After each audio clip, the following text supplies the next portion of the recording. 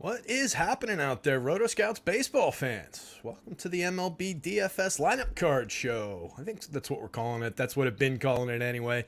If you guys have a better name than that, throw it out there. Make suggestions. I'm open to suggestions, but that's what I've been calling it out there. But I think I was talking to Gundacker after our little co-show yesterday. He's giving me some tips.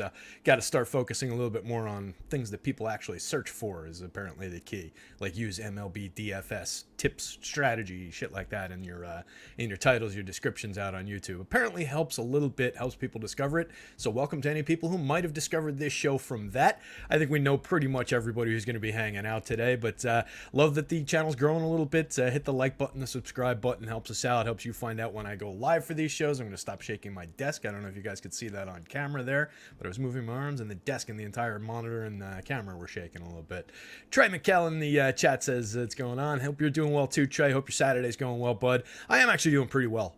Nice little night on FanDuel last night. Took fourth place for the second time this week. Nice little return on the old investment despite a clunker of a night from our top projected starter, Zach Wheeler. I felt so shitty. We had such a great show, 13 games yesterday, talked through all that stuff, like 2 hours and change with Gundacker. We come down to the last moments of the show, and somebody asked who my top projected starter was, and it was Wheeler. And then he goes out and he has that start. I was like, of all things, right? I had gotten away with like not naming him the top projected starter, not having to show it. And we could have gotten through clean if he had, if that had been our normal format. But we missed that one. But otherwise, decent night for me. Hopefully everybody got spread out to a lot of the different options. There were a ton of different things came through last night. Some of the Phillies power came through. Some of the Yanks, just, the oddball power for them came through. A lot of different pitchers, hit the mark and, put up value. So there were, I think on FanDuel, the top 5 lineups all utilized a different pitcher, different construction. So it was actually a really interesting slate results-wise. So hopefully we get a good one today. We've got 8 games coming up for the 4 p.m. slate. We'll talk through all of them. I'm going to try and make good time today. I think it's a relatively straightforward slate, as straightforward as this ever gets anyway, with some clear pitching opportunities, some clear hitting opportunities, and then you get the rest of it in the mix there.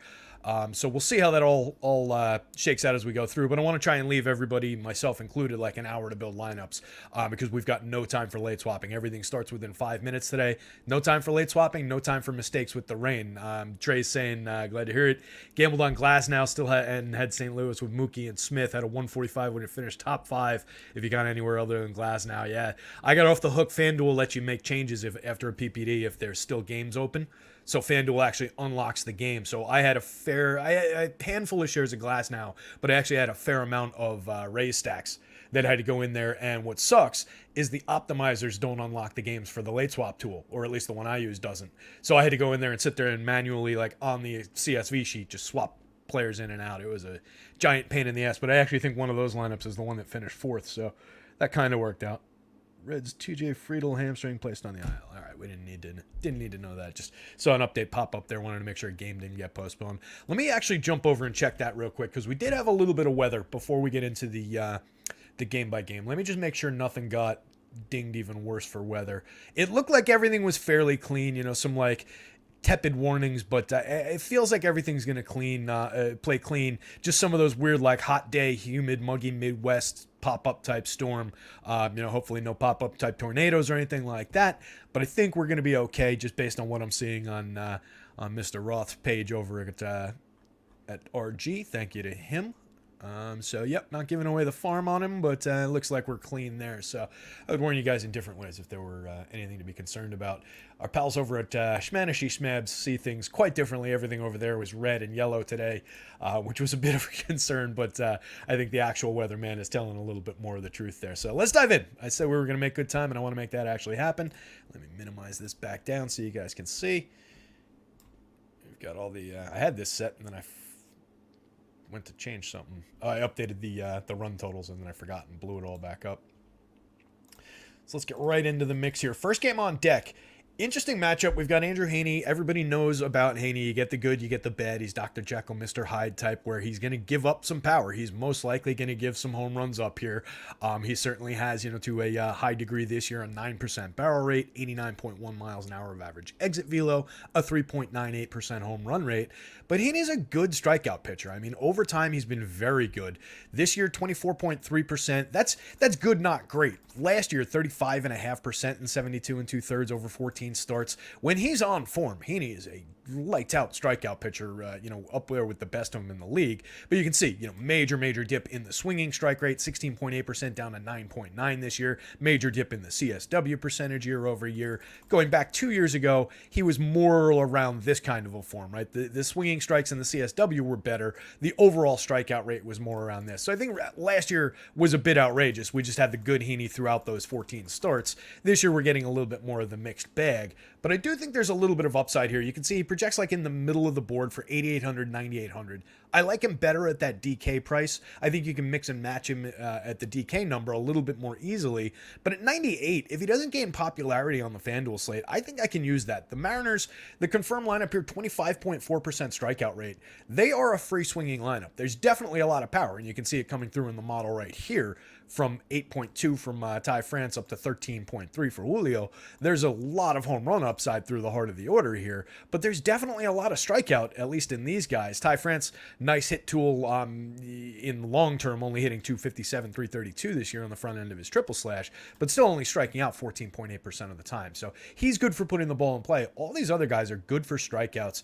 You could get that version of Heaney who comes out, gives up 3 home runs in 4 innings, gets chased early, and it's just ugly, right? We know that we're dealing with that, but it's a somewhat short slate for pitching. So I think he's very much in play on the idea of strikeouts.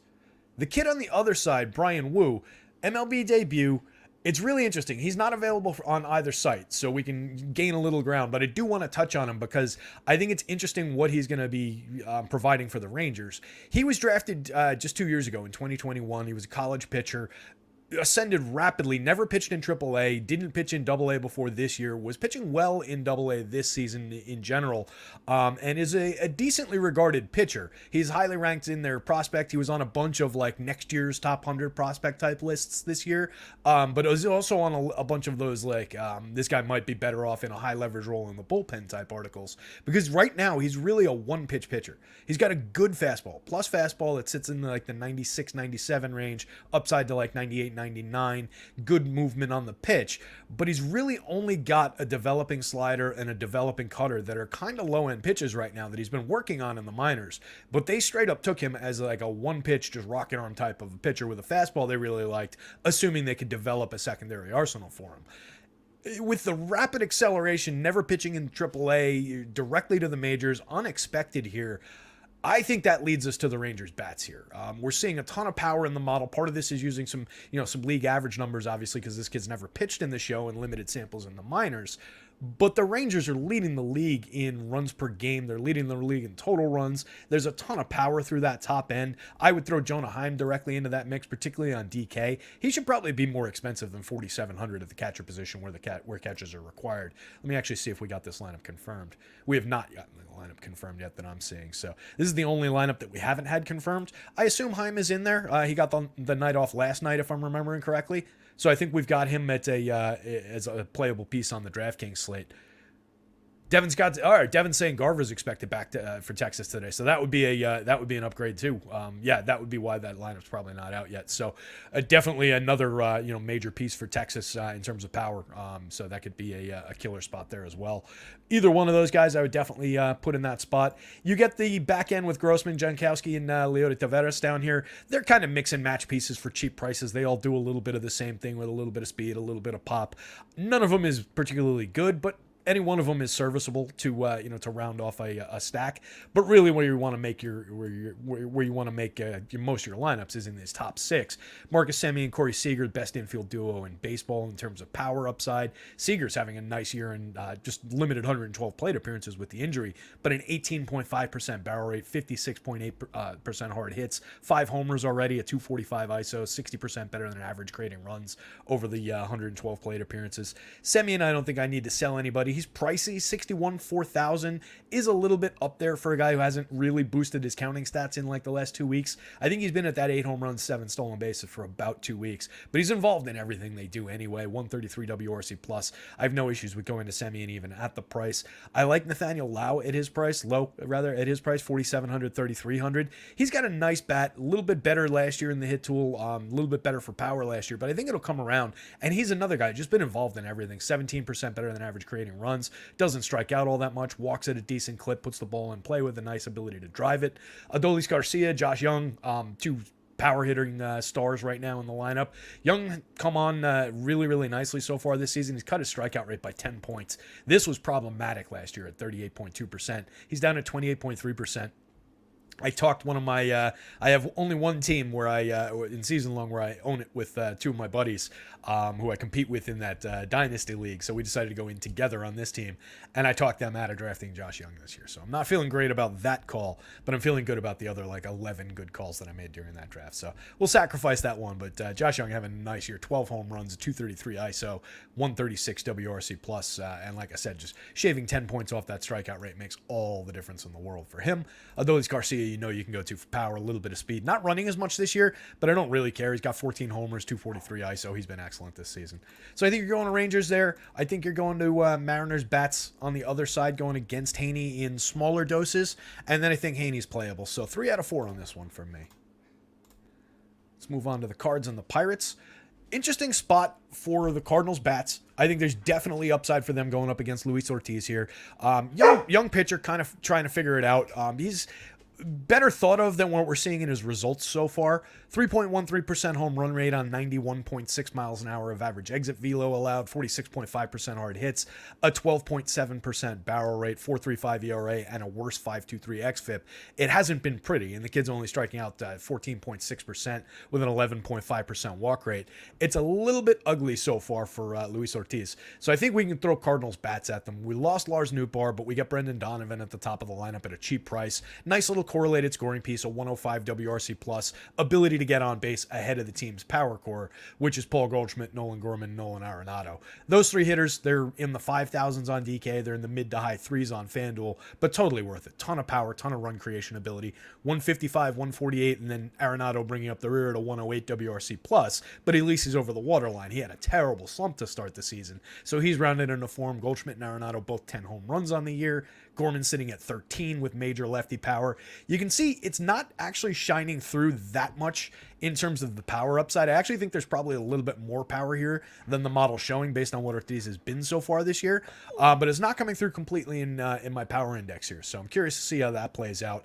The rest of the lineup, Wilson Contreras hasn't been great at the plate for a guy who they're letting him catch because he's supposed to be a good hitter, and he has been over time, but this season 15% below average creating runs, only 5 homers on the season, a 138 ISO, 10.3% barrels, and 46.9% hard hits. That's something to hang your hat on if you're a Wilson Contreras fan here. He's definitely playable, don't get me wrong. We're not taking him out of DFS contention. I think he's even playable on FanDuel at 2,800 where you don't need catchers, but he hasn't been great, hasn't been himself so far this year. So interesting spot there. Burleson, DeYoung, Tommy Edman, all very, very playable. I like Edman a lot at 4,000, 2,800 as a wraparound piece. 6 home runs, 8 stolen bases, capable guy, 108 WRC plus.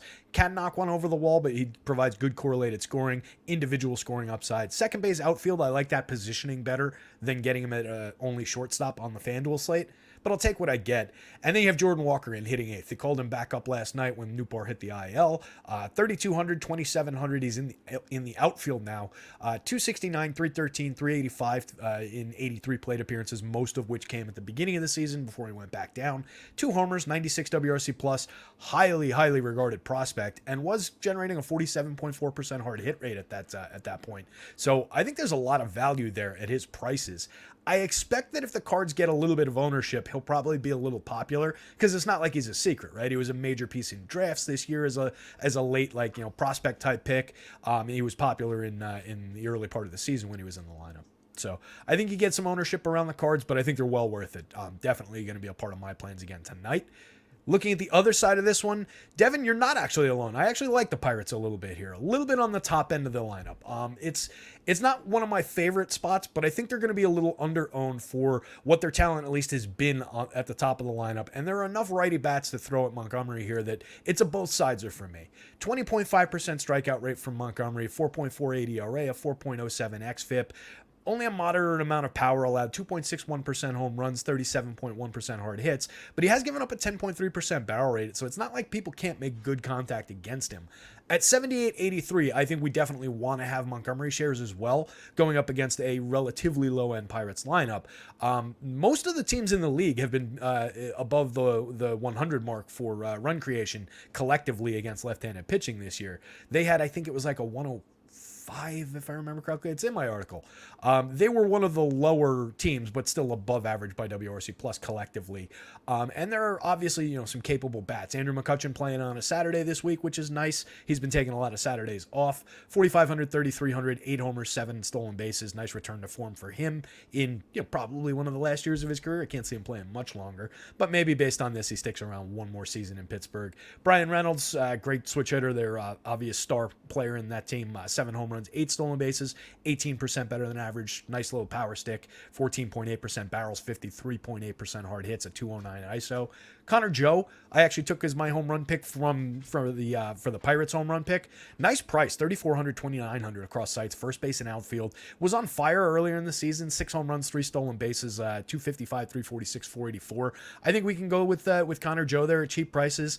Carlos Santana's been a dead stick, but he's hitting cleanup both sides of the plate, 2,900, 3,000. Hit 19 home runs each of the last 2 seasons. That might have been his goodbye, right? This is a switch hitter who we know has power over time, has shown it over time, but he's dropped from 9.3% barrels and 44.9% hard hits to 4.1% and 33.8% this year. That's ugly. His strikeouts and walks are around the same level, 18.2%, 12.4%. Perfectly fine there. Could get involved, but hasn't really. 94 WRC plus, 238, 330, 370, 133 ISO, only 3 home runs. It's funny, you'd actually expect a slightly lower WRC plus with that production. I think just based on the ability to put the ball in play and the moderate on base skills with that walk rate are keeping him somewhat alive via the WRC plus. Below average, but only 6% below. He should probably be a little worse than that. Rodolfo Castro, playable piece, second base shortstop eligibility across both sites. 5 homers on the year, a 120 WRC plus, and 152 plate appearances. He's barreling the ball 10.6% of the time, 44.7% hard hits. That's a sneaky little play. If you're going to Pirates, I would not necessarily skip Rodolfo Castro, particularly like if you're building one lineup. Sure, Devin mentioned it in the chat. Coach Castro, DeLay, and Joe, I think is a good spot to look there. So he's a mix and match part through a bunch of stacks. If you're only building one, I think you probably focus on like the Coach, the Reynolds, the Joe part of the lineup up top. But Castro could connect to that piece, so I think he's involved there. Cabrian Hayes, I've talked about a couple times. Very, very good hard hit rate at 47.6%, but just doesn't do anything with it. Had I think, if I'm remembering correctly, a semi-productive day at the plate yesterday. I forget what his actual score was. I didn't have a lot of them, but I remember seeing him on the leaderboard at one point.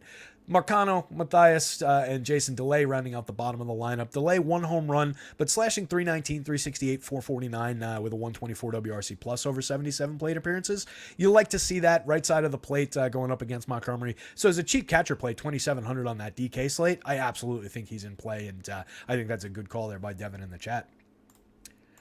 That rounds this one out. So to summarize, looking another one, basically 3 corners. Cardinals the most enthusiastic about their bats. Then I'd probably say some Pirates bats and Montgomery, probably about tied. Maybe on price-based opportunity, I would probably push Montgomery a little bit ahead of that, but I think that's also going to render him pretty popular. 7,800, 8,300 going up against the Pirates. I think he'll draw some shares there, and he's a better real-life pitcher than DFS pitcher, right? It wouldn't surprise to see him go out, give up 3-4 runs, keep them down a little bit, but not find 7-8 strikeouts, just find 2 or 3 strikeouts along the way, kind of as is his want. Maybe 4 or 5 would be more fair to say, but not a major upside spot for Monty, but I think I will have him. Move on to the fills and the cards. Matt Strahm. This is an opening appearance for Matt Strahm. So 8,600, 7,900 just seems out of whack for the... hold on one second. Let me yell at the dog. Joker, can you go lie down, please, buddy? Come on. Go lie down. Good boy. As I was saying, 7,900, 8,600 seems a little out of whack for Strahm. He could come in and shut the Nationals down over 2 innings, which is, it's... They're better against lefties.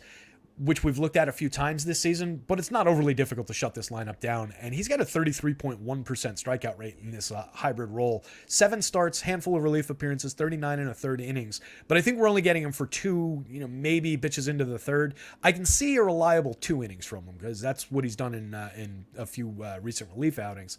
So I can see that. I can see him taking the bats out of their hands for 2 innings, and I don't really want to go to the Nationals. And then you get them against a righty. I think it was supposed to be Dylan Covey out of the pen as the bulk reliever, who doesn't really have much upside. Pitches from the right hand, so it's not like you're getting the Nats for a full game against a lefty here. So I'm not really enthusiastic about Nationals bats. If I'm looking at them, Lane Thomas is in play, Luis Garcia's in play.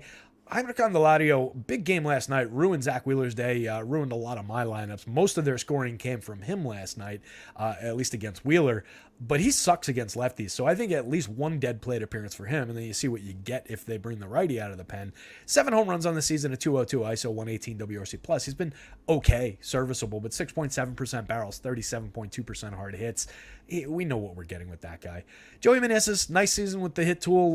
No power to speak of, only a .088 ISO, 2 home runs, hit 13 in only a handful of plate appearances last year. So the idea of power to come, which is supported by a 47% hard hit rate. Dom Smith has been kind of dead at the plates. 264, 346 is okay on the front end, but 303 slugging, .040 ISO, 85 WRC+, 1 home run. Dude's supposed to be a better hitter than that for power. Keibert Ruiz, I talked about it on the show a little bit yesterday and in my article. Nice little barrel rate, 10.2%, only at 3,500 for as a catcher. What I really like about Ruiz, his X slug is way above his current slugging percentage. Current slugging is only 387. He's got 7 home runs, a 155 ISO, but his X slug is in the 500s, and he only strikes out 8% of the time. So a dude who's putting the ball in play that much with a decent barrel rate and that much of an idea of better slugging percentage should turn into a better hitter fairly quickly. So I like Keibert Ruiz in the long term. I think he's viable here in against Stram. He could get to him from the right side, and then you get him against the low end righty. So if you're going to Nationals, I would go to Keibert Ruiz in those lineups, but I don't know how much Nationals I'm going to really go to here. Low end priority for me. CJ Abrams, Corey Dickerson, Alex Cole rounded out. Any one is playable in a multitude of National stacks, but it's not really all that appealing. Matt Gore, yep, Devin, I'm with you. I like that spot a decent amount. It's obviously going up against a tough Phillies lineup, but it's not the best version of the Phillies lineup. The Josh Harrison, Drew Ellis, and Mundo Sosa part of it. You get Kyle Schwarber in the leadoff role, so they don't have the Bryson Stott little catalyst up there. So Schwarber, Castellanos, Harper, Turner, and Real Muto, obviously deadly. Brandon Marsh has had a nice little season, 282, 381, 479, 33% better than average creating runs. Decent amount of pop earlier in the season. Nice little solid little 50% hard hit rate. I heard it that time. Solid little 50% hard hit rate, 5 home runs, most of which came earlier in the season. So Fal says, what's up, Terry? I was wondering where your content has been on Stochastic. It's been on Roto Scouts. Since about mid-June last year, I haven't written on Stochastic after change in role there. I was no longer a full-time employee, went to doing contract stuff. So they were really only paying contractors, which makes a ton of sense, by the way, and no hard feelings there. Makes a ton of sense. They were only paying like contract-based people for shows. And then when we get to points in seasons where like all the Josh and Lofty and full-time content guys come off of doing basketball and start doing baseball, there's less opportunity for shows and so on and so forth. A lot of inside baseball there, but that's why I started up my own thing here, and it's been a little bit of fun. So welcome, Fal. Glad you found us, and glad that you're here today. So I was talking about Matt Gore here. I think 9,200, 9,600, you're getting him at a very good price on both sites. 29.8% strikeout rate. Little questionable on the walks, 11.3% walks. He needs to get that under control. The power, 8.9% barrels, 42.5% hard hits. 3.23% home run rate. He was limiting power a little bit better earlier in the season, but that's still fine. He's getting by. 3.57 ERA, 3.50 xFIP. Very good there, and the strikeouts are appealing here. So I definitely want to get involved in that. 25.1% strikeout rate for the confirmed Phillies lineup here. There are a bunch of Ks available for Mackenzie Gore here. I think they could get to him if he makes a mistake, leaves a pitch up, gives it up to one of these Harpers, Schwarbers of the world. Nicky Castellanos obviously had a monster slate-bending game yesterday. He's having a nice year, kind of back to form here, 311, 354, 500. So I would be stacking Phillies, and I would also be drawing a fair number of Mackenzie Gore shares. Nice appealing pitcher at 9,200 on that DraftKings slate. That's a good price for him. So like getting to Mackenzie Gore here. take out some hedge stacks, at least of the top 6 hitters on the Phillies. If you leave Josh Harrison, Drew Ellis, and Mundo Sosa on the side, so be it. Sosa is that cheap hitter who could pop one out. Third base eligibility, he's better if he had like multi-position. Third base, you don't necessarily want to occupy a premium power position with a guy like him. He could hit one over the wall. He's got 4 on the season, 156 ISO, but it's very infrequent. We talked Nationals, so Mackenzie Gore, Phillies bats for me. Neither the Phillies pitching or Nationals bats are any kind of priority for me. Rocks and the Royals, healthy run totals I believe on both sides in this one, if I'm remembering correctly. Oh, sorry, just on the Royals side of things. That's right. The Rocks 4.3, call it 4.38. An okay run total. I'm actually surprised it's not a little higher. It speaks to how bad they are since they're going up against Daniel Lynch, that run total is not a little bit higher. Lynch, 1 start this year, 5 1/3, 25% strikeout rate, 12.5% walk rate in that one outing. Last year, 131 2/3, 27 starts, only a 20.3% strikeout rate, walked too many at 8.7, 157 whip, 5.13 ERA, 4.30 xFIP, and gave up plenty of premium contact and power. 8.8% barrels, 47.7% hard hits, 91.2 miles an hour average exit velo, 350 home run rate. So I think there's power upside against Lynch. It's just that you have to do it with this shitty Rockies lineup. So it's really tough going to this team or recommending them, but I do think they're in play. I think I'll have more of them. I think I'll probably have more of them in my lineups than it might seem like I am enthused about telling you guys to play them, if that makes sense. Right? Like, I think they're worth darts here, but I don't want to push too hard because I can easily see this going bust. This is one that's not for the risk averse. Let's put it that way. If we're looking this way, I think some of these righty bats make some sense. And that's the other thing. You lose a little bit from Charlie Blackmon, lose a little bit from Ryan McMahon against left-handed pitching. Not all lefties are created equal. Daniel Lynch is certainly not a premium lefty, but you do lose a little bit from those 2 high-end lefty bats who are 2 of their more important bats. There are a lot of righties. You guys know I don't really like Profar. He'll be hitting from the right side. He's been at 5 home runs since like the second week of April. It's maybe not that long, but he's been stuck at 5 home runs for a while. 73 WRC plus. Not a lot to see there. But I like Elias Diaz where you need catchers. 4,900 I think is fine. You can go to him at 3,000 hitting cleanup in this lineup on the FanDuel slate if you're going to a bunch of shares of Rockies. And then the interesting part of the lineup is actually, to me, right here. This little core of Grichuk, Eleuders Montero, and Brenton Doyle.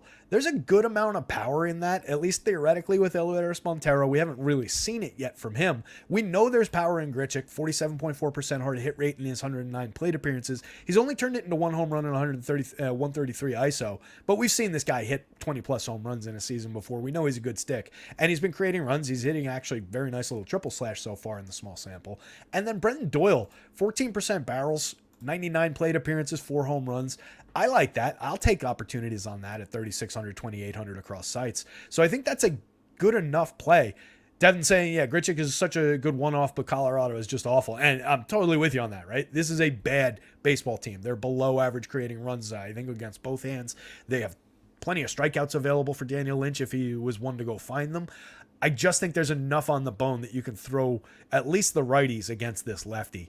I don't expect a good game out of Daniel Lynch. It could definitely come down as one of those, he gave up 4-5, he wasn't good, they weren't good games. And that's probably where the expectation should fall. That's about what Vegas is telling us with them at 4.37 implied runs. So Vegas definitely prefers the Royal side. My home run model prefers the Royal side. My projections, it's falling a little bit weird with this weak back end for the Royals in terms of what these dots look like. Let's call it a draw in terms of where the projections are. But I think if I'm calling it, I would greatly prefer the Royals side of this equation going up against Austin Gomber here. I think we've got power upside for days. He's given up a 5.04% home run rate in 11 starts, 54 innings this year, striking out just 14.3%, 7.6% swinging strike rate, 23.7% CSW.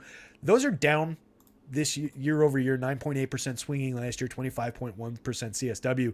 And the strikeout rate, like 14.3% is hilariously bad, but it's not like he was much higher last year at 18%. He was better 2 years ago, 23.2%, but I don't know that we're getting back to that level anytime soon. So I think we can attack Austin Gomber here. Yes, some of these numbers did come in Coors Field, so we do have to keep that in mind, but I think we can throw bats at Austin Gomber, and there's a lot of bats that I like. Nick Prado, Bobby Witt Jr., Vinny Pasquantino, Sal Perez, MJ Melendez.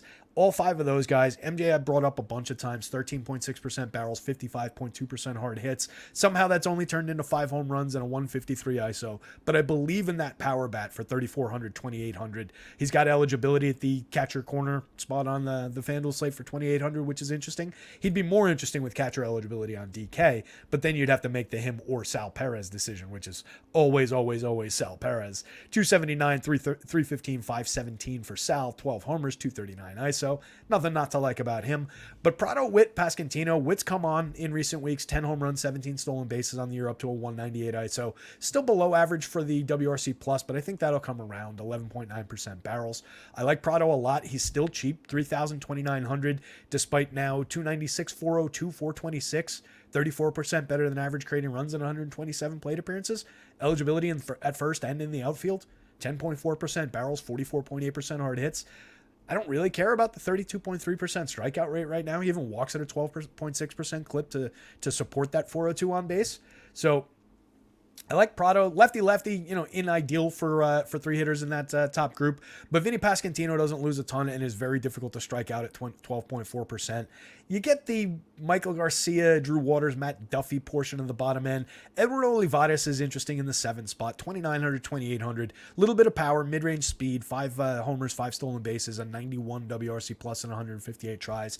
And then Duffy's not uninteresting, right? Second base and third base eligible, 2,600, 2,300. He's hitting 309, 360, 397 with a 110 WRC plus across 75 plate appearances. It's a productive enough bat for those prices against this pitcher in this spot that I wouldn't completely skip Matt Duffy if I'm building a fair amount of Royal stacks, which I probably will be. I think I expect to be there. So for me, this one's neither pitcher, even at price. If somebody put a gun to my head and said you have to roster a starter from this game for the discount on DraftKings, I would just tell them no, shoot me on FanDuel. For the price on DraftKings, jeez,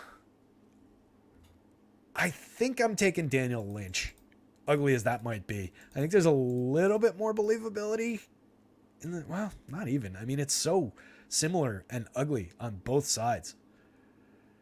Gomber's been better over time,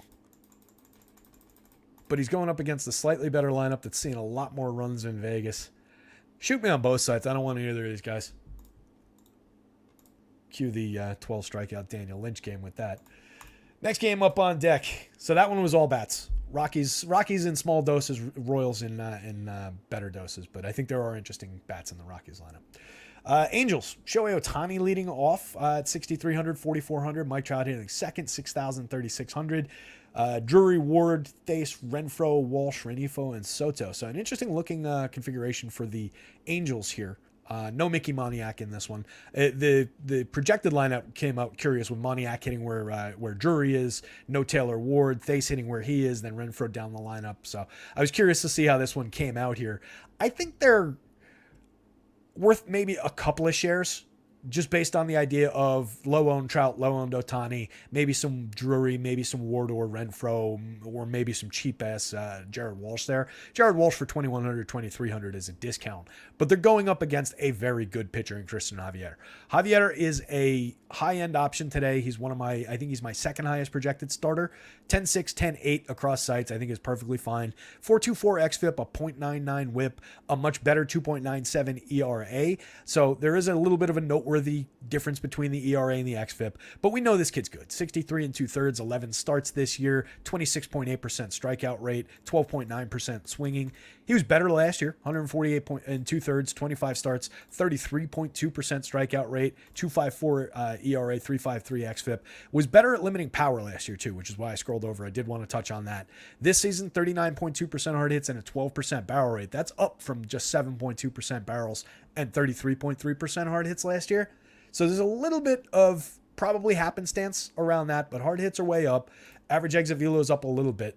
Probably just a couple guys who have happened to square them up a little bit more this season So I'm not really concerned about it. He's a fly ball pitcher, right? So if he makes a mistake or two, fly ball pitcher against the wrong guy, that ball's going to travel, and that'll be in those numbers for a little while till he gets a few more innings booked and it flattens out. But really, really like Javier here. I do think you can grab a couple Angels bats against him, though, especially with the idea of power. Like if something's going on and his mechanics are a little bit off, and that's why those pitches are up a little bit more, then maybe there is a little bit of upside for the Otanis, the Trouts, the Wards, the Drurys, the Jared Walshes of the world there. So I do think there's a little bit of upside. Devin mentions Thais could be a decent punt catcher too. Yeah, 2,500 hitting fifth in that lineup. 11.8% barrel rate, 44.1% hard hits, 3 homers on the season, a 131 ISO. But slashing 283, 379, 414 involved in the run creation, 24% better than average for run creation. That's a productive catcher bat for 2,500 where you need a catcher. 2,700 on the FanDuel slate. I think if you're building a bunch of Angel stacks, he's probably in there. But I don't know that I'm skipping Drury, Ward, Renfroe, and Jared Walsh to go to Thais at 2,700 on the FanDuel slate, particularly where you have to use him at the corner or the util spot. I don't know how many times I'm doing that there, but on DK for sure, I think he's a viable piece over there. The Astros going up against Patrick Sandoval. I think despite the unsightly 15.1% strikeout rate, the 9.2% walks, the 4.79 xFIP that is a lot worse than his 3.42 ERA, I think there's a touch of upside for Sandoval here. He was much better last year and the year before. 14 starts, 87 innings the year before, 25.9% strikeout rate, 3.62 ERA, 3.79 xFIP, 15.2% swinging strike rate, 31% CSW. Last year, those dropped to 13.3 and 29.2, which are still very good. 23.7% strikeout rate. Was good at limiting premium contact and power both of those years. Only a 1.25% home run rate, 87.3 miles an hour of average exit velo, 5.7% barrels, and 33.9% hard hits last year. I think that's at least serviceable for our purposes in what we need to do to hold down this Astros lineup. And he's kind of repeating that this year. 6.7% barrels, 34.1% hard hits, 87.5 miles an hour average exit velo, and a 1.67% home run rate. That's not awful. It's just the strikeout upside, but he's still inducing 11% swinging strikes. The CSW is down another 2 points. So he's just throwing fewer called strikes, getting a few fewer swinging strikes, but it's not tragic. So I think the strikeouts bounce back over time a little bit. It's not a great Astros lineup to do it against, but it's also not an atrocious one. No Jose Altuve, no Kyle Tucker today. So you get a degraded version of a struggling Astros lineup. They've got Jordan in the heart of the lineup, hitting third, 6,200, 4,100. You can go to him all day long, even lefty-lefty. He suffers not at all lefty-lefty, so you don't worry about it with him. Sometimes people tend to skip him, and he goes a little bit lower owned against lefties, which is great. That's an opportunity in my book.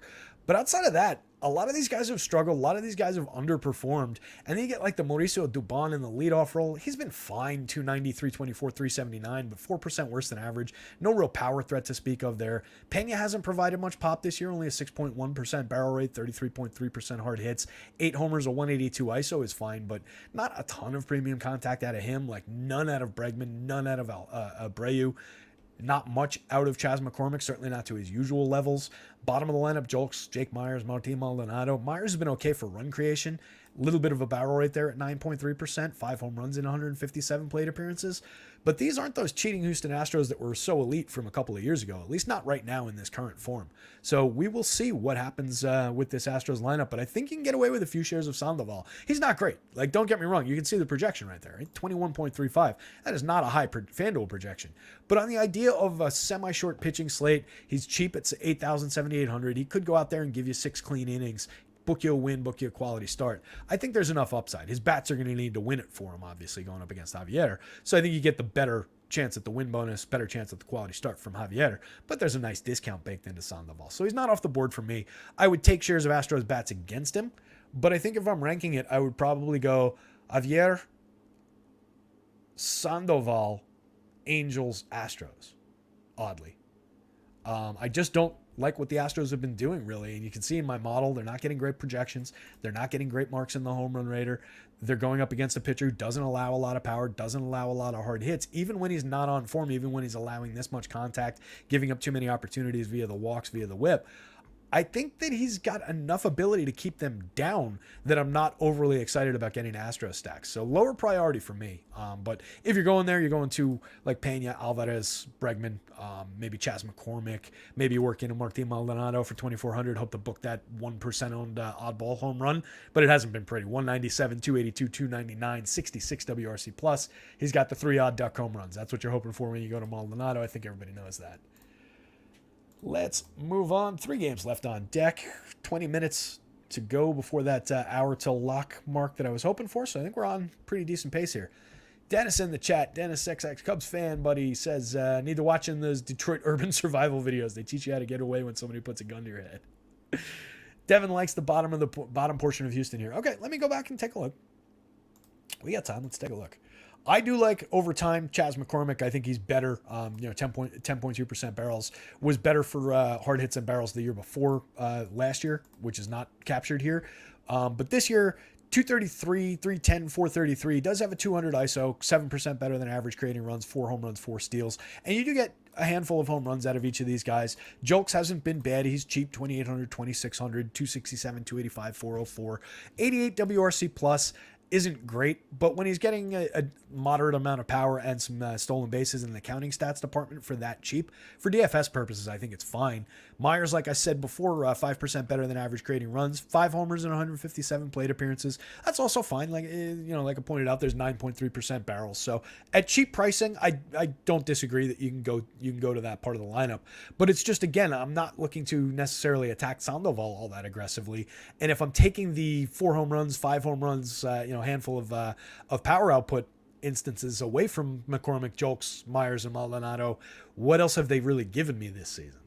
So that's what I run into with looking at that and thinking about it in terms of the matchup. If he's taking their home run upside away, I'm not sure how much I love it. But if I am building a bunch of Astros stacks, I would be involved in this portion of the lineup, whether as mix and match pieces. I don't know that I'm going to just these guys, but if you're putting 1 or 2 of these guys together with some of these guys, then I think you're fine. All right, Brewers. Wes put this under the paywall. Yeah, Gunn was asking me to do that yesterday as well on our show. Interesting Brewers lineup. Does anybody remember John Singleton? He came up in the Astros system, hit more than 20 home runs a bunch of times in the minor leagues, but never really did anything in the show. Well, he's back in our lives, which is weird. He cost $2,000 on the DraftKings slate. I think he's playable, hitting 6th. It's not pretty. I forgot to put his hand in this and obviously his stats aren't coming through for whatever reason. It's not pretty. I think he's got, 14 home runs in his major league career and like 400 and change plate appearances. It's in the article if you click over to the article. But there's some oddball bats. Blake Perkins is another one. 2,000 on both sites. Perkins was a guy who was drafted in the 2nd round a handful of years ago. Kicked around through the minors, 14 plate appearances, hasn't done anything with them. But I think with those 2 guys in the lineup at the dead minimum, it at least provides some weird, interesting flexibility, and probably guys that aren't going to be that widely used for DFS around the league in a stack that's probably going to be fairly popular against Graham Ashcraft in this bandbox ballpark. Yeah, Devin saying the Brewers lineup is something, but I at least like Miller a ton. Ashcraft's been worse for his righties this year. Yeah, and Ashcraft's not been very good overall this year. 5.55 ERA, 4.41 xFIP, only 18.2% strikeouts. Too much opportunity with a 1.49 whip, a 9.3% walk rate. The barrels are fine. The hard hits is okay. The exit velocity is okay. And he hasn't allowed a ton of home runs. But I think in this park, with the idea of some power from Rowdy, with the idea of at least a ton of hard hits, if not home run upside from Yelich, you can see the 53.1% hard hits that I always point out is still very good. 8.2% barrels is all right. Only 7 home runs, hits it on the ground too frequently, but can still hit a home run and comes cheap. So I'm looking at those power lefties. I'm looking at some of like the Anderson, Singleton, Blake Perkins part of the lineup, which is weird, but that allows you to put this lineup together in a premium spot with basically anything else that you want if you're playing 2 of those mid-price guys. And the Brewers are carrying a 5.11 implied run total. That's the 2nd highest mark on the board behind Kansas City's. So I think this is going to be a popular spot today on both sides. I think people are going to go to the Reds here as well, and it's totally warranted going up against Colin Ray. But both sides of this one look appealing to me for the bats. I don't really want any part of Graham Ashcraft. I don't really want any part of Colin Ray. Ray's been Slightly better between the two pitchers in terms of the strikeout rate, slightly better in terms of the earned runs, the xFIP. No, actually the xFIP's slightly worse, but 4.89 ERA, 4.53 xFIP. These aren't selling points for this pitcher. 20% strikeout rate and 42 and a third, and he's got a major home run problem. 4.55% home runs, 90.1 mile an hour average exit velo, 41.5% hard hits. So I think we get upside out of the lousy Reds playing in their home ballpark where the ball sails out of the park. You can see a few of these guys above the magic number in our home run model. Matt McLain, I actually went for hopefully a slightly of an oddball pick. I expect he'll be popular in red stacks, certainly, but maybe not one of the highest owned players on the entire slate. I haven't looked at any ownership numbers. Like I said in previous shows, I don't like doing that before I jump on so that I'm not giving away other people's data. But a 12.71 home run mark from Matt McLain. Jake Fraley and Spencer Steer both over the magic number. Jonathan India, a very interesting player, probably their best or second best overall hitter on this team, comes in at 5,500, 3,300 in the heart of the order at second base. I think you get a little bit of out of India here. He's creating runs 14% better than average. McLain 35% better than average with 2 home runs, a nice little 329, 390, 486 triple slash in his 77 plate appearances, and he was raking in the minors before they called him up. So I like those guys. I like Fraley. I like Steer. Steer's having a nice year. 231 plate appearances, 286, 355, 495 with a 209 ISO, 24% better than average creating runs, 8 home runs on the season. I looked at the wrong line. I almost said 4. That's Nick Senzel. 3,900, 3,400. He's a first baseman on DK. He's a third baseman on the FanDuel slate. I think he's playable in both spots, both sites, but I like him better at that $3,900 price on the DK slate. That's cheap for a guy who's hitting this well this season. Senzel, Stuart Fairchild, Will Benson, Kirk Casale, on the idea of some upside against this pitcher, a team that we're probably going to a fair amount of the time. There's some multi-position eligibility on Senzel for fair prices. He's okay. 258, 335, 387. I think we're all resigned to the fact that he's never going to be the guy we thought he was going to be when he was coming up. But he's moderately productive when he plays, a 93 WRC plus, below average for run creation, but can get involved with multi-position for cheap. It's good enough. Fairchild 2,500 across sites is playable. Benson 2,300, 2,000. Not looking very good in his stats this year. 38 plate appearances, hasn't done anything with him. -6 WRC plus. But like I said before, if you're going to a ton of these stacks, certainly you're going to involve those hitters in one or two of those lineups to just offset price, offset positions, popularity, and help with combinations.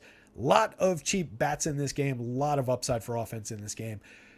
It could be one of those weird days where the two shitty pitchers face the two shitty lineups and come out ahead and we see weird pitching scores, but I sincerely doubt it. I think we're getting runs out of at least one of these teams, if not both. So definitely priority stacks on both sides of this one for me. And no pitching. Moving on. Tyler McGill. 7,100, 7,500 facing the Blue Jays.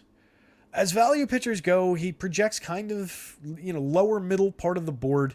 He has not been good this year, but he was good in small samples in the past 2 seasons. A lot better than this anyway. The ERA wasn't good at 5.13 last year, but the strikeout rate was 25.5% strikeouts, 11.6% swinging strikes, and his xFIP was outstanding at 3.35. That's significantly better than that ERA was.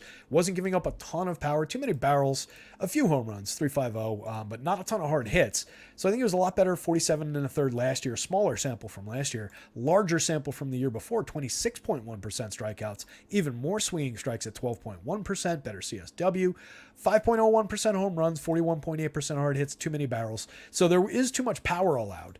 But I think on the idea of more strikeouts, if you're hunting around for a value pitcher for, 1 or 2 darts in a 150 lineup portfolio, I don't think you're totally making a mistake, but I don't think he's been good this year. Something's probably going on with him. I didn't have a chance to really look through the pitch mix or any of that.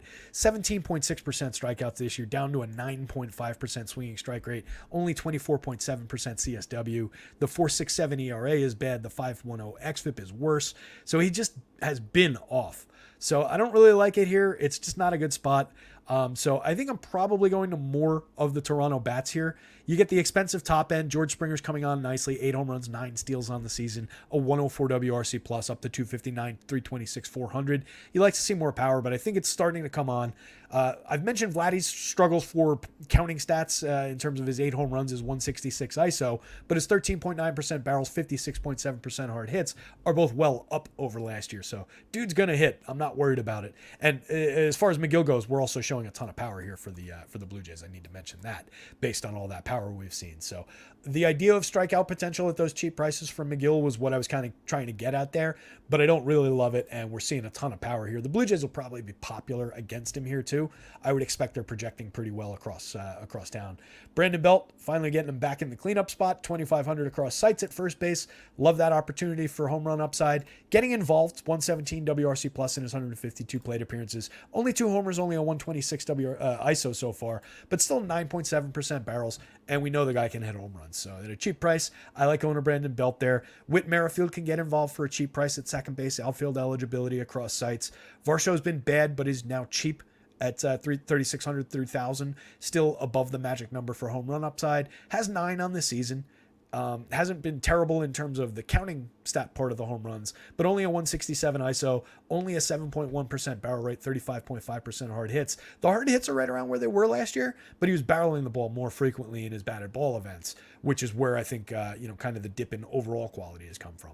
So you want to see more out of Varsho, but I still think that there's a chance that we will as the summer rolls on. And it's not like he was, outstanding or elite. It's not like they traded for a superstar here. So we'll see what we get. Alejandro Kirk, Kevin Kiermaier, playable parts from the bottom of the lineup. Certainly Kirk, where you need catchers, is viable. 32.2% hard hits is down significantly from 45 last year, but 2 home runs, a .072 ISO. We know that he's better than that in terms of his ability to hit homers. He hit 14 in 541 plate appearances last year. So there's a moderate amount of upside there. Kiermaier, as I've touched on, is playing above his head right now offensively, but is a playable part as long as he's in there at 2,600, 2,800, especially if you're building a lot of Blue Jays stacks. The Mets going up against the better version, I think, of Jose Barrios. We've seen good versions. We've seen bad versions. We had the bad one last year. I think we're back to the good version, at least semi-good. So he's probably on the board at 94, 91. He projects in the middle. 24.5 is a couple spots above McGill's projection, but not great. It's not a deep pitching slate. I've got a lot of guys around that range and nobody really smashing through into like the upper 30s. So I think it's a mixed bag of pitching where we spread out to shares of Avieter, certainly shares of Barrios. We'll see the pitcher against Oakland shortly, and we'll talk about him in a minute. But Barrios is definitely on the board, particularly at these prices. 23% strikeout rate, a 3.89 xFIP, a 3.86 ERA, has limited power, 32.3% hard hits, only 87.2 miles an hour of average exit velo, 259 home run rate. So I think there's quality there. I think there's upside for Barrios at still cheap pricing. At the same time, I will roster Mets. I'm showing a fair amount of power from Francisco Lindor and from Pete Alonso, Brett Beatty as well, and Brandon Nimmo with a moderate amount. So I think top end of the Mets lineup here, definitely 1 through 5 is very playable. I love Nimmo as a leadoff hitter, 375 on base, 28% better than average creating runs, and hits the ball hard. So he can drive the ball and create runs on his own. He's a good correlated scoring piece. Lindor, at least we're getting cheap. Lack of production this year outside of the 10 home runs, the 198 ISO, but I very much believe in Francisco Lindor's ability to turn this around, and he's cheap. We've seen him be a bit up and down over seasons, but I believe there's talent there and superstar quality still there. McNeil's cheap, 3,700 correlated scoring play, needs the ball to fall in for him. Pete Alonso, obviously monster power. 17.74 last I checked was the leading mark in the home run model for the entire day. So obviously we like that a lot. Stuck at 20 home runs the last few days. I expect that'll change in short order. A 304 ISO, monumental power hitter. Beatty still cheap, 3,300, 2,900. 4 home runs in his 139 plate appearances. Only a 144 ISO and 92 WRC plus, but a 51.6% hard hit rate. That's something to focus on with Brett Beatty. And only striking out 23.7% of the time. So it's not like what we saw with Prado, where he's hitting the ball a little bit better in general, but striking out at 32%. So I like Brett Beatty here. I think there's definitely ability for cheap prices. Marte's come on a little bit. Couple more hits have dropped in for him, up to 17 stolen bases. Still not pretty overall statistically, but if we remember who Starling Marte is, I think we can certainly play him at 3,700, 2,900 if we're going to Mets. Vogelbach, Kana, and Tomas Nido. No Francisco Alvarez today. A little bit of a ding to the bottom of the Mets lineup. Tomas Nido is a defensively oriented catcher. Every now and again he gets involved in the offense, but not this year. 130, 158, 130 with a negative 19 WRC plus in 58 plate appearances. Managed 3 home runs, a 74 WRC plus, a .085 ISO, and 313 last year. He's a defensive catcher. I think the Mets stack stops at the Vogelbach Kana, probably stops at Marte, but Vogelbach and Kana, veterans who can get involved at cheap prices. Don't play too much of them, but they're usable parts in a Mets stack, first base, outfield. You can mix and match them through a bunch of Mets lineups. Let's move on here.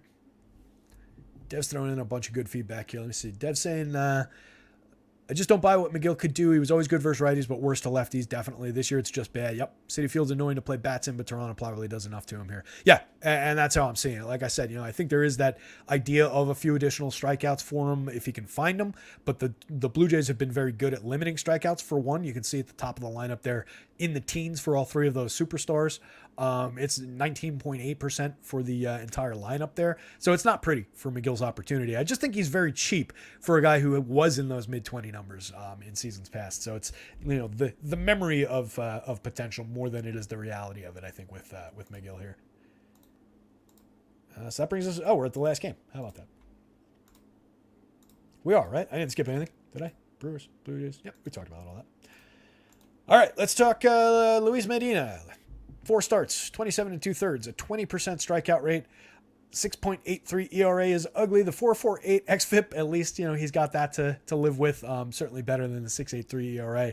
But what's going on with this kid is just a massive amount of home runs hit against him. An 8.33% home run rate so far this season on 44.2% hard hits, 11.6% barrels. He's made 4 starts and 5 total appearances. They used him out of the pen as a long reliever last time. 2 starts before that, he gave up 2 home runs in each of those starts. And then they used him in bulk relief, and he gave up 3 home runs in that bulk relief appearance. Out of his 5 outings, he's given up more than 1 home run 4 times and 1 home run in that 5th start. There is major power potential. Unfortunately, it's the Marlins on the other side of this one, so maybe it's just a game where Jorge Soler hits 2 home runs against this kid, and that's all we get, and some correlated scoring out of Luis Arias. They haven't been great against righties this year. They're better against lefties, but I do think there's some upside here. Brian De La Cruz, I believe, is a good hitter, 299, 350, 457, a 123 WRC plus, 7 homers on the season. Jesus Sanchez, also back in the lineup, 3,200, 2,900 across sites. That's cheap for this player who was coming on early in the season before he got hurt. 87 plate appearances. He was slashing 316, 379, 582, a 266 ISO, 4 home runs, 12.7% barrels, 49.1% hard hits. Hitting cleanup against this pitcher on the right side of the platoon splits. That's an interesting spot. You can see it coming through a little bit in the home run market, 979. That's second on the team behind Soler, who, with all his crazy power, 14.91. Soler, 17 homers on the season, a 297 ISO, 18.2% barrels, 46.6% hard hits. You know what you're getting with Jorge Soler. One of the premium power hitters in the game. Will probably finish the season on a different team once the contenders come knocking, assuming that the Marlins aren't involved, which I expect them not to be. But with their talented pitching, you never know. Julie Gurriel, Gene Segura. Julie's playable, 3,800, 2,800. Back to life a little bit. He's got his chin above water in terms of WRC plus. Let's say that. The hit tool's a little bit back to life. Not hitting for a ton of power. 3 home runs, a 129 ISO. But a guy who doesn't strike out much, can get involved if there's runners on base ahead of him, can drive them in. So I wouldn't skip Julie, but I would skip Gene Segura here, who's got a 37 WRC plus. And the way I put it in today's article, I'm constantly searching for a way to describe how bad he's been. He's stolen more money from the city of Miami than all of the villains in all 3 Bad Boys movies put together, was the way I put it together today. Nick Fortes, Joey Wendell, Jonathan Davis, kind of a low rent back end here. You can mix and match those guys. Maybe you get some upside out of Nick Fortes, $3,600 catcher on the DK slate where you need him. 120 plate appearances, 3 home runs. 9 in 240 plate appearances last year. So there's the idea of a little bit of catcher power potential out of Fortes at a cheap price, probably fairly low owned. Now the interesting pitching spot. Yuri Perez, 4 starts since his call up. Premium pitcher, 24.1% strikeout rate so far, a 2.84 ERA.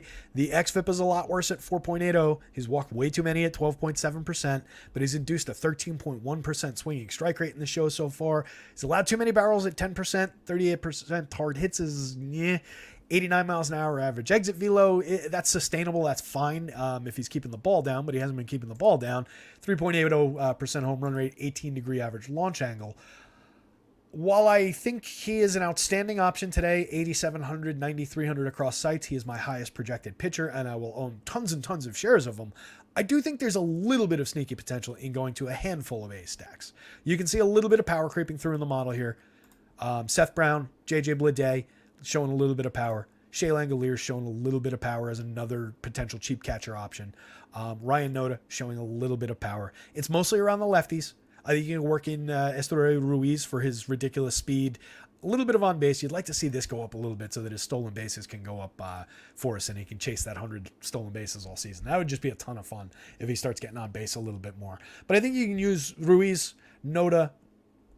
Laureano's a tough ask. The 10.4% barrels is good. We've seen him go double-digit home runs, double-digit steals each of the last few seasons. 5 homers, 4 steals on the season. 219, 280, 394, and 90 WRC+. I'm kind of torn on that spot because he's also striking out 30% of the time. But you get 30% strikeouts from Ryan Noda and Seth Brown as well. So, like, if we're going for it, let's go for it, right? I got to fix JJ Bleday's stupid initials so that his stats show. I keep forgetting to do that. But a moderate amount of power upside from Bleday from the left side for only 2,400 there.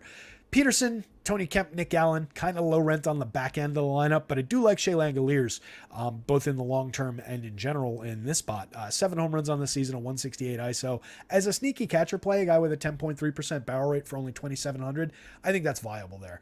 But I'm much more in the Jody Perez is going to have a good game, find a bunch of strikeouts camp here, and have a very nice score against the Athletics. He's my favorite pitcher, I think, on the slate, just in general. I attack the Athletics like crazy with pitching anyway. So I think that basically rounds us out. Wes is asking favorite stacks. Well, Wes, I think a good way to do that, let's jump over to the home run model. Home run model will inform us. Here's everybody in the old home runs. Everybody on the board for today.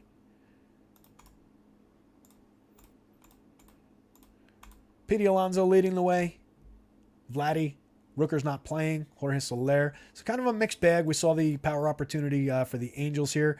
So I think Toronto, definitely with all the power we were seeing there, is definitely on the old stack board there against McGill. They were showing a good amount of power in that Citi Field game.